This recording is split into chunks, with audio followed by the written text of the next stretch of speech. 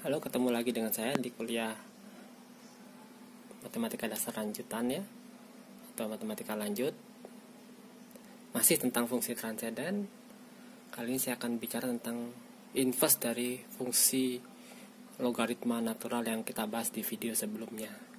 Tapi sebelum bahas inverse fungsi logaritma natural, saya akan bicara dulu tentang inverse fungsi.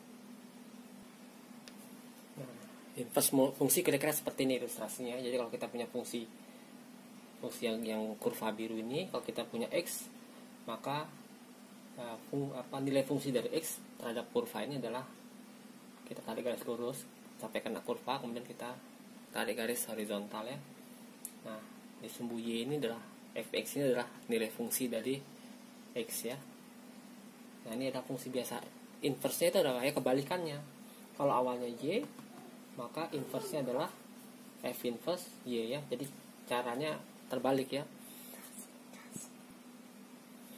Jadi kalau kita start dari sumbu y, kita tarik garis horizontal sampai menyentuh fungsi, kemudian kita turun lagi ke sumbu x ya.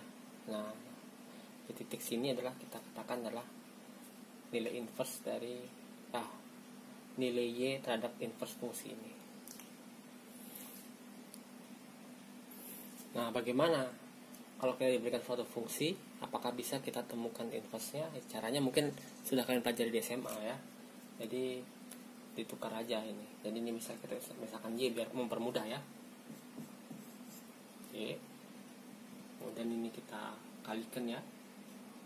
Y kali 1 min x sama dengan x. Ya, kemudian jadi y min yx sama dengan x. Kemudian kita dapatkan y sama dengan x plus yx. Jadi y sama dengan x 1 tambah y. Jadi kita dapatkan x sama dengan y per 1 tambah y. Nah, ini adalah inverse fungsinya ya. Jadi kita dapatkan bahwa f inverse x itu sama dengan x per 1 tambah x. Jadi intinya sebenarnya ini. Jadi kalau awalnya y sama dengan fungsi terhadap x, kemudian kita berubah menjadi x fungsi terhadap y ya. Nah, kalau kita ganti aja y jadi x, x-nya jadi f inverse x gitu. Nggak terlalu susah sebenarnya. Nah, yang jadi permasalahan adalah apakah semua fungsi bisa kita cari inverse-nya? Nah, untuk sebagai perbandingan, saya ambil dua buah fungsi ya. Yang pertama y sama x pangkat 3, yang kedua adalah y sama dengan x kuadrat. Oke, sebelum saya perlihatkan mana yang tidak punya inverse, saya ingin kalian mengingat lagi apa definisi fungsi itu. Fungsi itu artinya apa? Setiap unsur di domain, ini kalau ini domainnya ya, maka dia tepat punya satu unsur di kodomain ya. Jadi kalau kita punya di sini ya, dia akan tepat punya satu unsur di kodomainnya ya. Dalam kasus ini fx itu domainnya sumbu x dan kodomainnya adalah sumbu y. Nah, kalau inverse-nya adalah sebaliknya, domainnya adalah sumbu y dan kodomainnya adalah sumbu x ya. Nah, ini kalau kita tarik garis vertikal gitu, dimana dia memotongnya, pasti memotong sekali ke kurva ya. Oke. Ini kita ambil titik di mana saja, misal di sini juga, dia pasti memotong sekali ke kurvanya ya. Jadi ini kita namakan fungsi. Kalau kita tarik garis lurus yang tegak terhadap domainnya, maka dia akan memotong kurva sekali ya. Nah, akibatnya kalau dia punya inverse-nya kurang lebih seperti itu ilustrasinya. Jadi kalau kita ambil satu titik di sini, kita cari garis yang tegak lurus terhadap domainnya. Nah, dia tepat memotong satu titik ya. Kita tarik di sini lagi. Dia tepat memotong satu titik. Ya. Nah, ini yang kita katakan inverse-nya pasti ada. Ya. Karena dia kurvanya kalau kita tarik garis lurus seperti ini, dia memotong tepat satu titik ya. Nah, jadi untuk mengecek inverse kita lihat ya, semua titik di sumbu Y. Kalau kita tarik garis yang tegak lurus dengan sumbu Y, maka dia akan memotong tepat satu kurva di kurvanya ya. Nah itu fungsinya pasti punya inverse. Karena apa?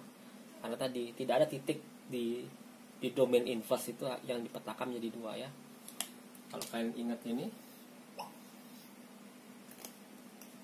kalau dari domain jadi tercabang dua gitu, maka dia bukan fungsi ya. Nah, oke. Makanya harus tepat satu dia. Nah tapi sebaliknya dengan fungsi x kuadrat ya. Jadi kalau kita ambil satu titik di sini, kita tarik garis lurus, nah dia memotong dua titik ya.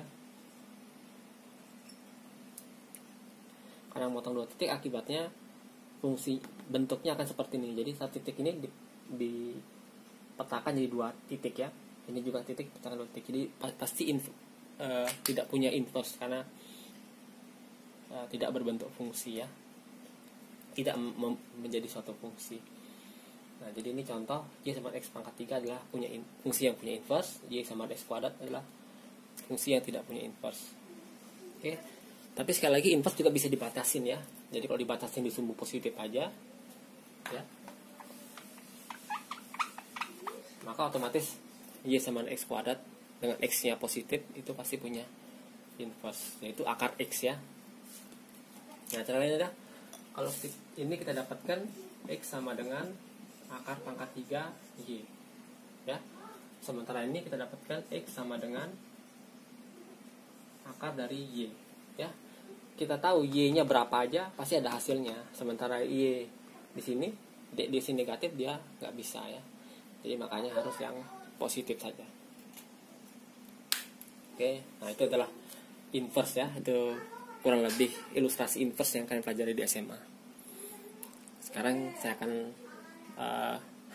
memberikan inverse dari fungsi logaritma natural yang kita pelajari di kuliah sebelumnya. Oke, ciri lain ada fungsi itu punya inverse adalah kalau dia terus naik ya, atau monoton naik, seperti yang kita pelajari di matematika dasar di awal-awal kuliah ya. Jadi kalau monoton naik, dia pasti punya inverse ya. Karena apa? Kalau dia naik terus nggak mungkin akan berpotongan di dua titik ya, seperti melengkung begitu kan bisa dipotong dua titik ya. Nah, kalau kurva ln x sudah kita pelajari kemarin ya, bentuknya seperti yang biru ini, dia monoton naik. Akibatnya apa? Akibatnya pasti punya inverse. Bisa dilihat juga dari turunan pertamanya ya, selalu positif, artinya dia monoton naik ya. Nah, inverse-nya kurang lebih adalah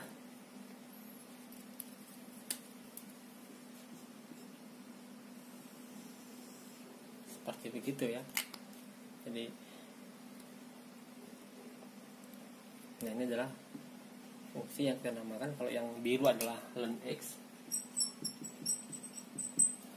maka yang merah kita katakan Y sama dengan eksponensial x ya. Nah, ini adalah inverse dari logaritma natural, dan inverse dari fungsi logaritma natural kita namakan fungsi eksponensial natural. Oke, nanti ada juga fungsi eksponensial yang tidak natural, tapi kita bahas belakangan. Jadi bisa kita dapatkan bahwa eksponensial ln x sama dengan x, dan ln eksponensial y adalah sama dengan y. Terus yang atas ya otomatis x-nya harus besar 0 ya, karena ln itu didefinisikan di x positif ya. Nah, mungkin kalian bertanya-tanya kenapa kok namanya eksponensial. Ini sangat terkenal ya, bahkan banyak wabah pandemik penyakit itu dikatakan tumbuh secara eksponensial ya. Nah, mungkin kalian kemarin bertanya-tanya ya, berapakah nilai x agar ln x itu sama dengan 1 ya.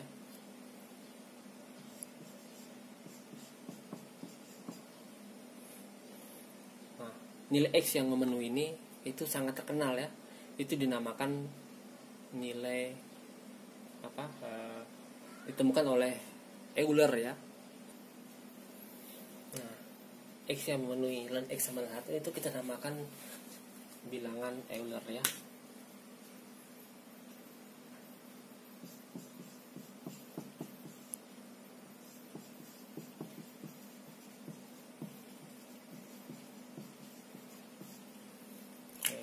Jangan bilang Euler karena penemunya ada Euler ya.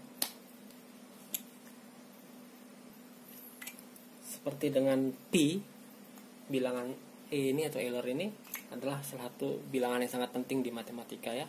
Dan ini juga bukan bilangan yang bersifat rasional seperti pi juga. Persisnya E itu adalah kurang lebih 2,718 ya. Ya, tidak ada ujungnya lah pokoknya. Ada yang menarik dari bilangan Euler ini ya. Jadi kalau E pangkat R, oke, kita pernakan dengan eksponensial ln ya. Jadi eksponensial ln E pangkat R ya. Karena ini sama hasilnya X ya. Eksponensial ln X sama dengan X, maka eksponen ln E pangkat R sama dengan E pangkat R ya.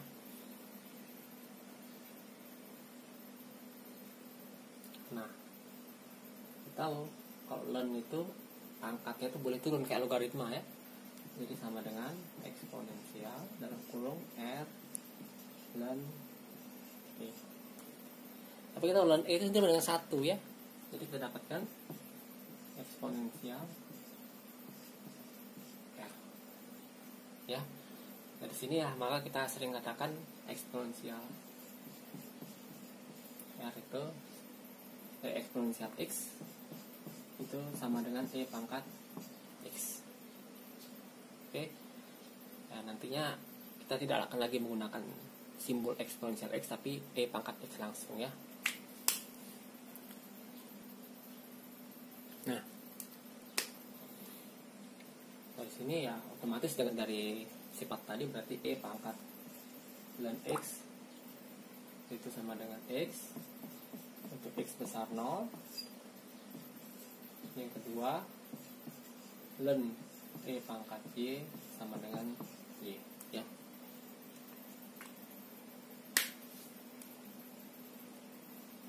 Nah, kalau kita punya E pangkat A dikali E pangkat B, itu kan sama dengan eksponensial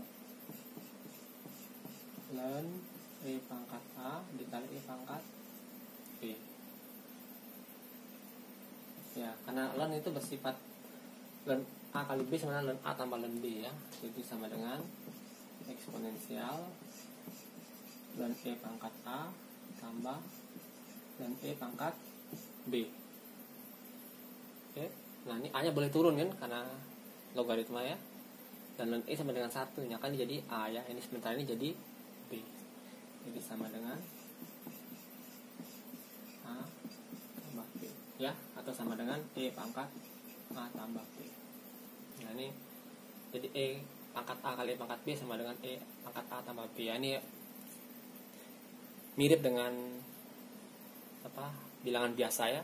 2 pangkat 2 kali 2 pangkat 3 sama dengan 2 pangkat 5. Oke. Dengan cara sama, kalau E pangkat A dibagi E pangkat B dengan cara sama ya, kalian bisa buktikan bahwa itu sama dengan E pangkat A minus E pangkat A dibagi E pangkat B sama dengan E pangkat A minus B.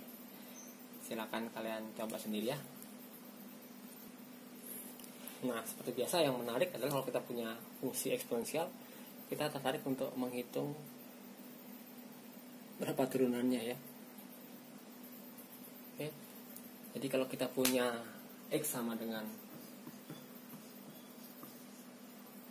ln Y,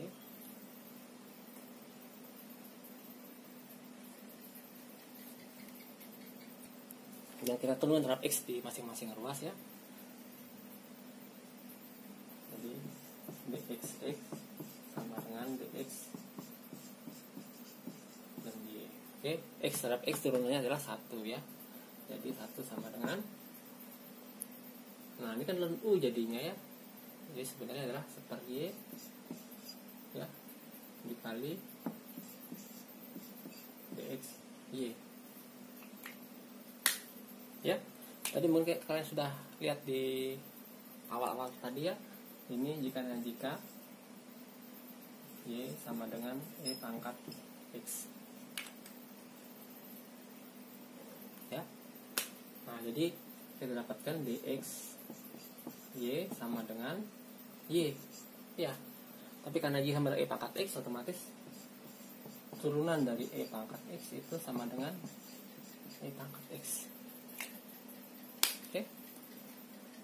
Jadi menarik ini. Fungsi e pangkat x itu kalau diturunkan dia tetap ya, tidak berubah. Ya. Kalau fungsi x kuadrat diturunkan jadi x pangkat 2x ya. X pangkat 3 jadi 3x kuadrat. Maka e pangkat x diturunkan tidak berubah, tetap e pangkat x ya. Jadi adalah suatu sifat yang menarik dari fungsi eksponensial ya. Oke, akan saya berikan contoh ya. Misalkan saya disuruh nyari turunan dari e pangkat akar x ya. Nah, ini biasa, kita misalkan u sama dengan akar x ya. Ini jadi dx e pangkat u. Oke. Nah, turunan e pangkat u adalah eu Pak ya, sama sekali eu sendiri ya. Jadi e pangkat fungsi e itu turunannya adalah dirinya sendiri. Tapi karena di sini terdapat u, jadi harus kali turunan dari u ya. Jadi sama dengan e pangkat akar x ya, tinggal u-nya dengan akar x, dan turunan akar u adalah 1/2 akar x ya. Jadi sama dengan e pangkat akar x per 2 akar x. Tidak sulit ya. Nah, bagaimana kalau turun dari e pangkat x kuadrat ln x? Ini u-nya tetap jadi x kuadrat ln x ya. Jadi berarti sebenarnya ini turunannya adalah ini dikali turunan atasnya ya, seperti tadi ya. Ini sama dengan e pangkat x kuadrat ln x dikali turunan dalamnya. Turunan dalamnya adalah ini kan u kali v ya. Jadi 2x ln x tambah x kuadrat kali turunannya ya, x kuadrat per x ya.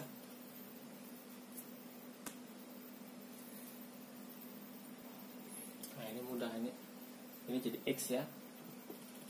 Akibatnya x nya boleh keluar, sama dengan x e pangkat x kuadrat ln x dikali ini adalah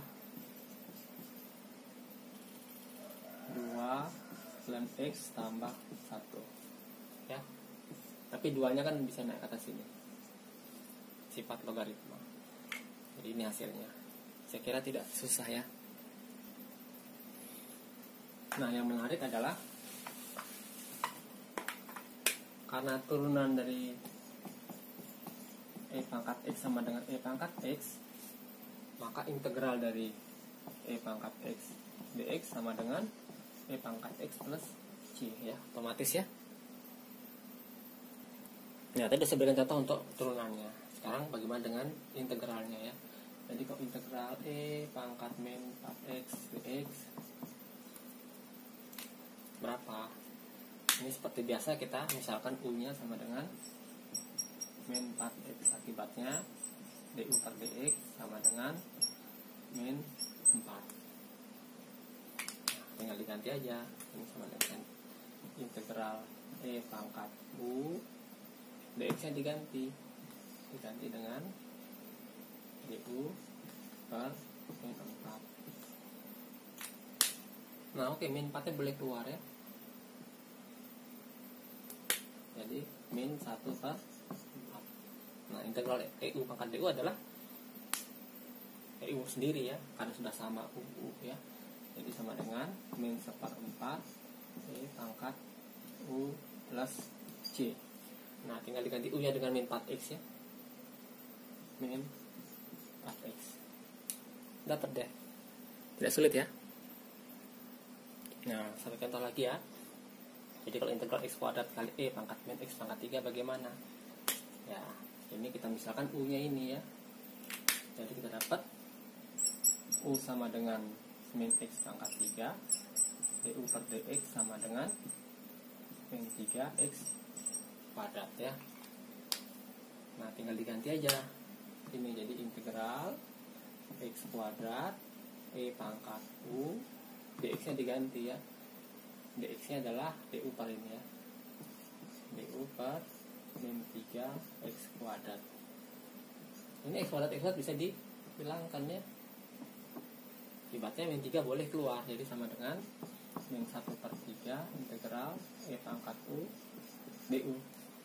Nah, otomatis sama dengan min 1/3 EU tambah C ya, EU tambah C, dan U nya tinggal diganti lagi ya, min X pangkat 3. Oke, sebagai latihan di rumah kalian coba kerjakan ya 5 soal ini. Yang pertama, integral 6e pangkat 1 per X dibagi X kuadrat ya. Yang kedua, cari turunan dari ln e pangkat cos X. Yang ketiga, cari turunan e pangkat X pangkat 3 kali ln X ya. Jadi X pangkat 3 kali ln X ini dikali ya, merupakan pangkat dari E. Yang keempat, cari integral E pangkat X dibagi X pangkat X min 1. Yang kelima, cari integral E pangkat X tambah EX ya. Jadi dalam kurung biru ini pangkatnya E ya.